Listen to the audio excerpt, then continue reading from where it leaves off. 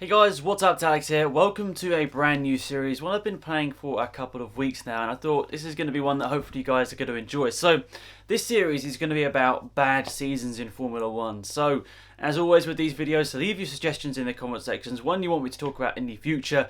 But episode 1 of bad seasons in Formula 1 is McLaren in 2017. So starting 2017, McLaren had already had 2 previous years with the Honda power unit, so you feel that they should have been getting to the stage where they're somewhat decent with that power unit. But for some reason, in 2017, the power unit just had more and more problems than it had done in the previous 2 years, maybe combined, which was a bit of an embarrassing scene in the first couple of pre-season tests where they just kept having failures.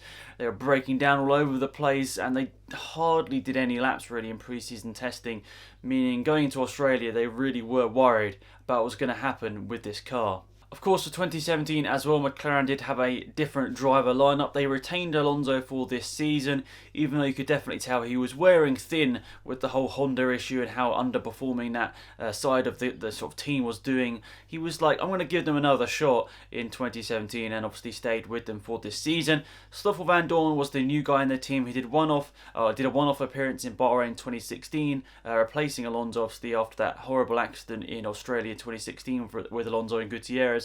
Bahrain was an opportunity for Vandoorne to step in and improve himself. He got a point in that race, which is obviously very nice in your first race. But Vandoorne came in for a full season here, replacing Jenson Button in the McLaren team. So the season started off with so many issues. The first couple of races were laughable in a way because they were just having problem after problem after problem. They were going through so many power units, so many just parts on the engine really they were getting through in the first couple of races, and it was more than embarrassing. It was just like, how is this happening? As a Formula 1 fan, you're seeing maybe the second or third highest spending team on the grid just break down pretty much every week. It's very, very embarrassing, and I'm still surprised to this day that it sort of went on as long as it did with the McLaren and Honda, that the issue just kept going on and on, and it never really got sorted. But that start of the season in 2017 was very embarrassing for McLaren and Honda.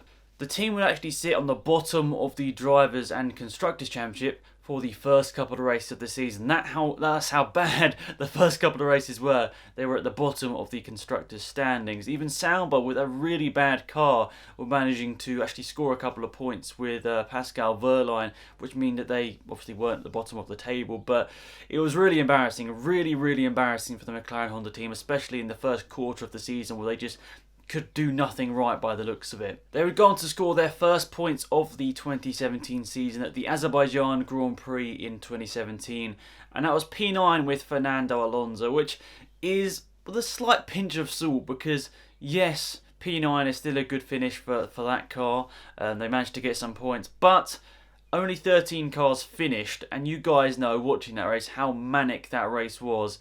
I mean, Ricciardo won, Stroll was on the podium, Bottas got a podium ended up last place after the first couple of laps. So you feel like, in a way, Alonso should have got points in that race. A driver with that much intelligence up there, he should definitely be in a points finish in that race, whatever the car's like. Even if he was in his Minardi from his first season, you feel like he probably should have scored points in that that race in Azerbaijan. So yeah, with a little bit of a pinch of salt, I guess it is a proper points finish, but in my mind, it's you kind of wipe that slate clean in Baku in 2017 because you feel like that race was absolutely insane. So you couldn't really predict what was going to happen in that race. On raw pace, there were nowhere near points in that race. They would go on to have a little bit more of an improved middle part of the season, including Hungary, which was actually their best result of the season with Fernando Alonso. Fernando Alonso would finish P6 in that race, obviously amassing a nice 8 points for the team in that race for him personally. And Stoffel Vandoorne would also get a points finish here. I think I could be wrong. There's only one or two occasions in this 2017 season where they would actually score points with both cars. In fact, I think it was the only time in the whole season where they both scored points.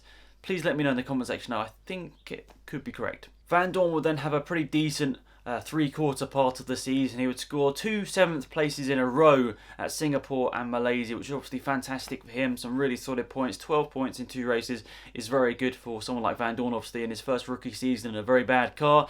He was very intelligent, picking up the points where he could get them, but even at this stage of the season, they were still having reliability issues. They were, a lot of the time, starting at the back of the grid. I mean, even though the car was getting there in terms of actually, outright speed and all that, they were still starting at the back of the grid because they had all these engine penalties.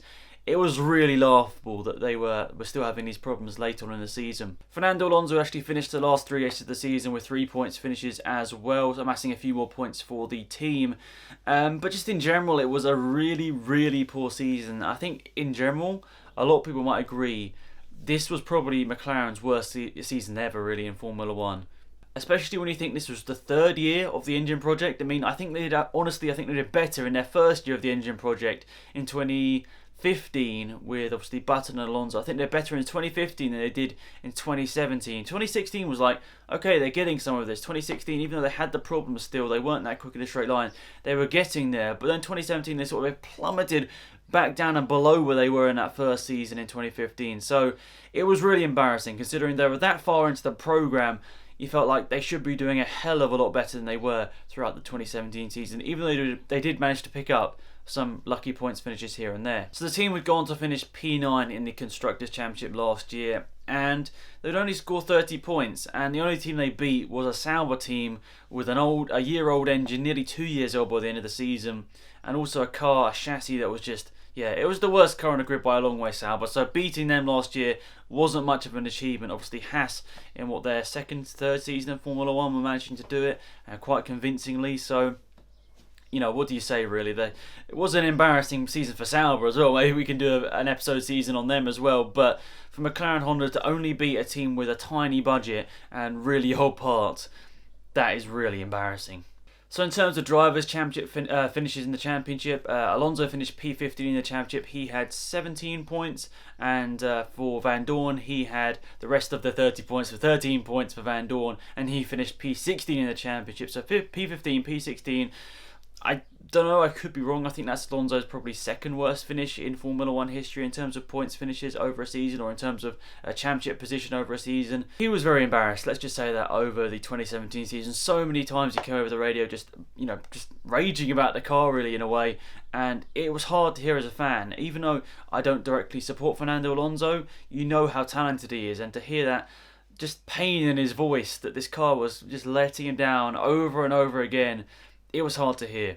So Alonso's best finish over the season was obviously P6 in Hungary, and for Van Dorn it was P7 in both the Singapore and Malaysian Grand Prix. So if you look at it like that, that's not too bad. That's genuinely not too bad. But the problem with McLaren obviously was that inconsistency. They were just sort of somewhere, some weekends they were nowhere, other weekends they managed to get points, and a lot of the time they were starting at the back of the grid. So it didn't really matter how good their car was, because unless they had a really good strategy, they were gonna find it tough to make their way through the midfield. I mean, there was pretty much a guarantee of 8 cars in the top 8, obviously with Force India, Mercedes, Ferrari and Red Bull. They were pretty much always going to be in the top 8 because they were that sort of step ahead of everyone else. And then they were sort of lucky, really, to get into the top 10, breaking past the other guys. I mean, obviously you got quite a few of the midfield teams like Haas, Renault, all those sort of guys who on most weekends had at least a chance of points. So for McLaren to score points was sometimes just lucky. So McLaren had enough of the Honda power units for the 2018 season. They announced it towards the end of 2017, if I remember correctly, with a couple of races to go, I feel like. Is it USA they announced it? But they announced they would obviously cut the tie with Honda for 2018, and it started to look up. I mean, in the 2018 season already, we're 4 races into this season, and they've already scored more points this year than they had in the entirety of last year, which is really impressive. And Fernando Alonso's had a really good start to the season. He scored points in every single race, and Van Dorn scored points in every race bar one. That was China. I think he had an issue. I think he had in that race as well. So pretty much McLaren is a points finishing car nowadays. And yes, they had some luck in races like Azerbaijan. They weren't really there in terms of outright speed, but they managed to secure some points once again. But generally, they've made a big step up. But what's really surprising about this whole thing is that the Honda doesn't look that slow in a straight line anymore. It's just still unreliable. So they're sort of back to where they were. I'd say maybe was it 2016 where they was actually on the up for McLaren Honda, or especially the Honda power unit. It was on the up in 2016. They were having the speed, they just didn't have the reliability. It's a bit like what it is this season once again. They've got the speed really in a straight line, but they just don't have the reliability. And in general, I don't think the Toro Rosso chassis is great. It's okay. I mean, I think the Bahrain race was a bit of a fluke. I mean, let's be honest, it sort of just came out of nowhere. A lot of things went Gasly's way. I mean, I'm not having any disrespect towards him whatsoever, but obviously things did go his way in that scenario to manage to get, was it P4, P5 in Bahrain? Mental. So they've already scored 6 more points this season than they did in the entirety of last year, but let's think about it. 2017 was an absolute laughing stock for the whole of the McLaren team. I mean, I guess the chassis wasn't bad. I mean, I don't want to just sit here and have a go at the mechanics or the guys at McLaren, because let's be honest, they're trying their best and they're not intentionally putting out a bad car. The big issue last year was the power unit. I don't have a go at the guys at Honda as well, because let's be honest, they're not just sitting there like, yeah, we don't really care that this car's breaking down each week. They're going to be filled with pain that they're seeing their car break down every single week. So I'm happy in a way that they're now somewhat decent this year in 2018 with the Toro Rosso team. Yes, Toro Rosso is not going to have the financial backing that obviously McLaren has, but there's a chance maybe Honda can be seen as less of a meme this year in Formula 1. But 2017, McLaren, it's always going to be remembered, especially people in our generation, as one of the worst seasons for a team in Formula 1 history, and definitely one of the most underperforming teams in F1 history. With a team of the budget of McLaren, it cannot be acceptable that they're finishing P9 in the championship, only above a car that had a 2-year-old engine, and obviously not the greatest driver lineup in the world, and also not the greatest chassis. So, yeah, bad seasons, McLaren in F1 2017. Leave me suggestions, thoughts, all that sort of stuff in the comment section down below. What else should I put in the comment section? I mean, I could even do something like Ferrari 2012. I mean, somehow they had a terrible car, but they managed to battle for a championship. Or maybe someone else in the comment section down below. Let me know. McLaren 2009, that start of the season was a bit of a meme as well, actually. Let's not focus too much on McLaren. I don't want to have a go at them too much in the first couple of episodes. Leave your suggestions, all that sort of stuff in the comment section down below. Thanks for watching, guys. Have a great day. Hopefully enjoyed the series, and I'll see you guys soon. Goodbye.